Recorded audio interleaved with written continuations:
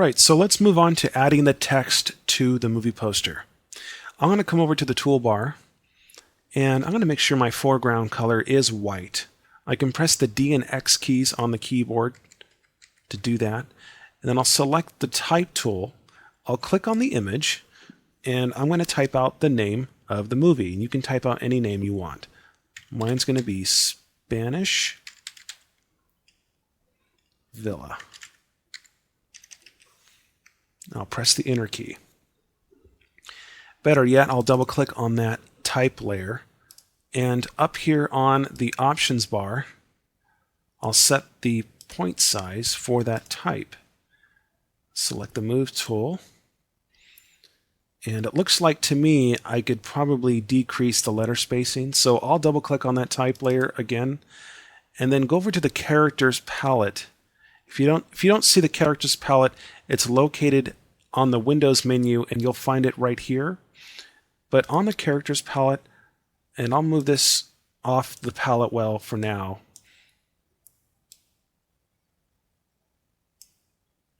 There we go. And right here, this is where you can adjust the letter spacing, which is called the tracking. You can set this to 0 and see how that looks. If it's not enough, then you can go ahead and decrease it even more. But I'm going to select the Move tool and just position the name of the movie right here underneath the people. And I'll probably go ahead and just make that a little bit larger maybe. Try that out. And that's probably too big, so I'll just decrease the point size maybe down to 40. And I'll zoom in here so we can see this a little bit closer.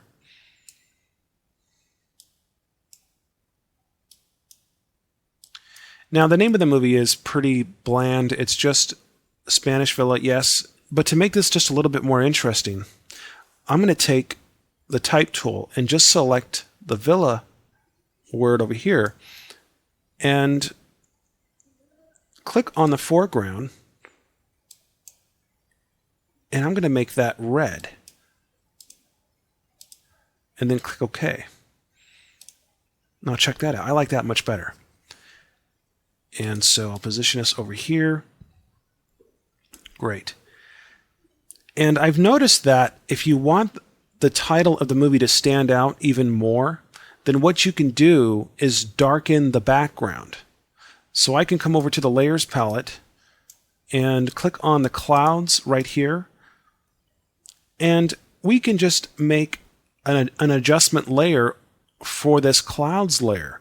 So I can hold down the Option key, which is I can hold down the Alt key, which is the Option key on the Mac, and then come down here and select Levels and put a check in this box right here. Click OK.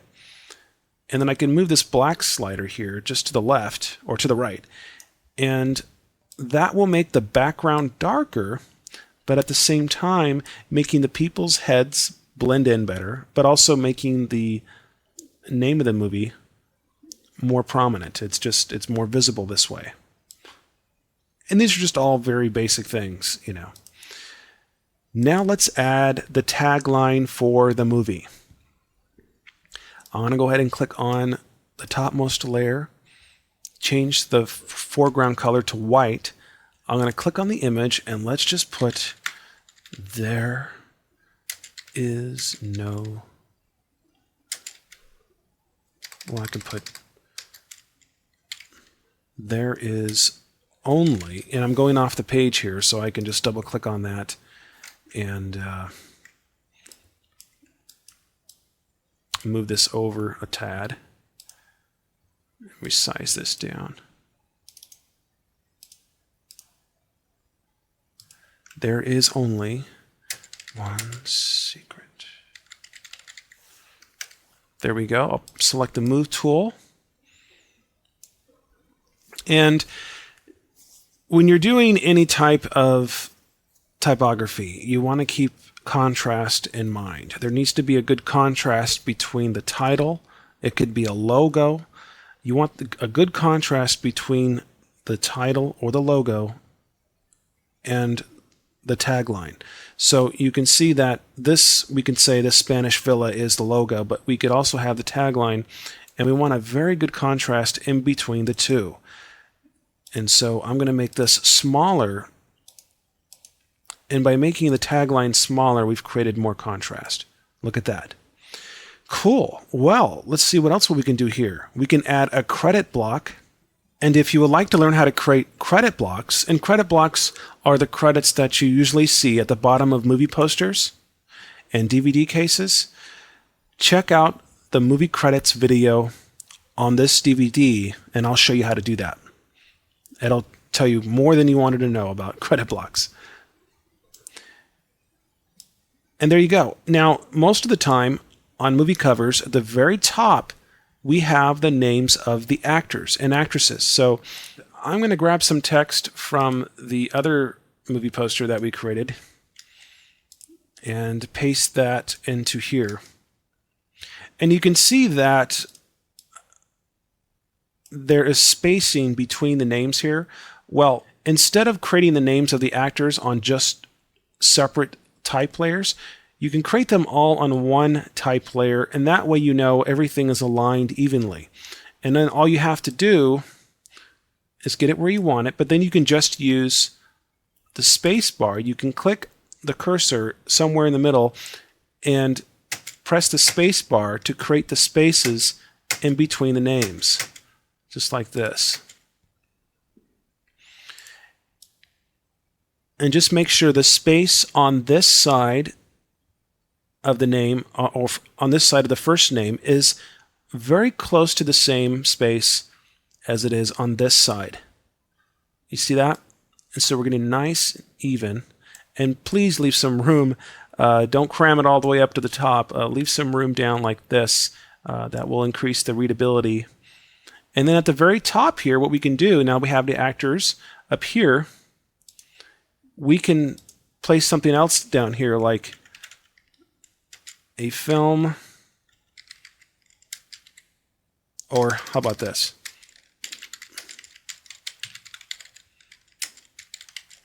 A Mark Monsiardini film. I'll go ahead and make that a little bit smaller. Better yet, I have the Universe family here somewhere. And it's right here, Universe LT, and that is the one of the credit block fonts, and I can put that right up there. And to be very official, I'll just select film and make film a little bit smaller, and make A smaller.